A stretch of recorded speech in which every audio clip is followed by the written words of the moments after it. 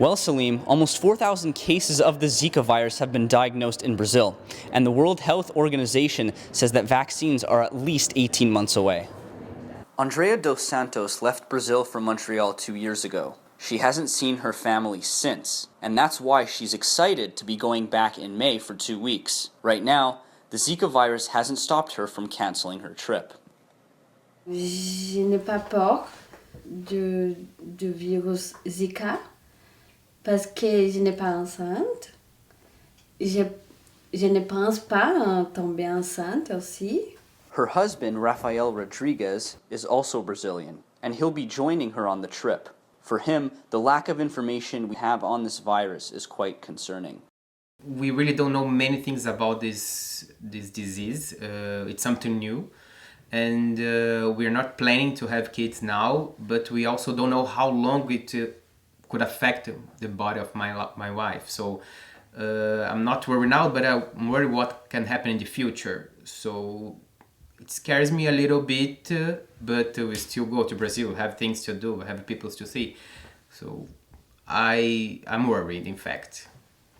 Dos Santos might not be scared about getting infected while she's back home, but worrying about family in Brazil is inevitable, especially if you know someone who is pregnant. Ma cousine, elle est enceinte maintenant. Elle a vraiment peur à cause que pour avoir un problème avec ton enfant.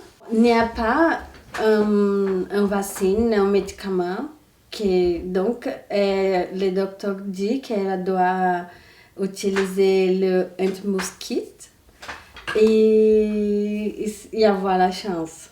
Caring for patients infected with the Zika virus could pose a problem in Brazil. According to The Economist, like here in Quebec, there is a doctor shortage in Brazil. And as Dos Santos explains, some of those doctors are not necessarily there because they care about your health. Au Brésil, il y a des facilités un peu pour faire des examens. Par contre, pour avoir un médecin public, c'est difficile. Il y a beaucoup de médecins qui existent juste pour recevoir l'argent, mais ils n'est pas là pour travailler. Donc, manque le médecin. Il y a des médecins, mais manque de médecins. With the Summer Olympics in Rio de Janeiro only a few months away, many athletes are also concerned about their safety. For example, Hope Solo, the goaltender for the U.S. women's soccer team, said she would not go to Rio if the Olympics started today.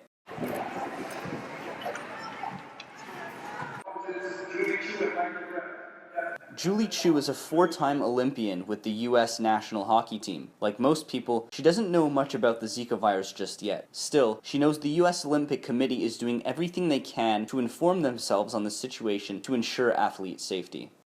The security of the athletes and the staff and anyone there is a huge priority of not only the International Olympic Committee, but each Olympic Committee. So our U.S. Olympic Committee that's their focus. Like, they really want to make sure that their athletes are taken care of. The good thing about being in a team sport is that we have the opportunity to have some amazing resources around us, because you have 21 players that are on the team plus all these staff, so you have to make sure that you have great resources to support all those individuals. I know as athletes, it's easy. Like, we're in this bubble. I never in any of my Olympics ever felt in danger. There might have been a lot going on behind the scenes, maybe I didn't know, but I always felt like I can be there and feel supported and feel like I was part of something that was absolutely amazing.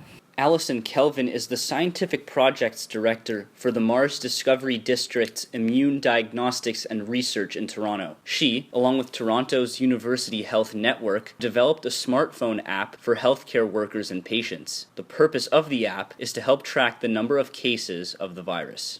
So we developed it with help from some researchers from Brazil, as well as a group called MWater. It was developed with the idea of collecting data or case information, because the virus is moving so fast, it's hard for authorities to keep track of the number of cases. The app is a web-based app for your smartphone. Basically, it's a questionnaire that asks either the healthcare provider or patient, are you interested in reporting a Zika case? Once you've confirmed that you want to be part of the study, then the study moves on and asks you questions. Are you reporting a confirmed case or a suspected case? No one knows much about the Zika virus just yet.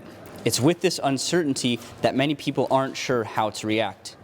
Until then, it's hard to tell how worried people should be. Matthew Shanahan, Concordia News, Toronto.